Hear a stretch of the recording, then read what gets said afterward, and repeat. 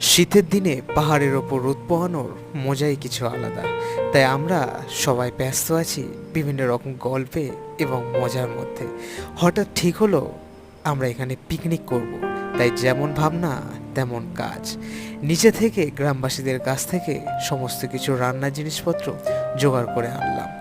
কেউ গল্পে ব্যস্ত, কেউ বা ফোনে কথা বলায়, কেউ বা বিভিন্ন রকম কাজের মধ্যে নিজেকে ব্যস্ত রেখেছে। আমরা সেই মুহূর্তটা খুব ভালোভাবে আনন্দের সঙ্গে কাটালাম। স্মরণ হয়ে রইল আমাদের এই মুহূর্তগুলি। জায়গাটির নাম হলো মামা ভাগ্নে পাহাড়। এটি বীরভূম জেলায় অবস্থিত।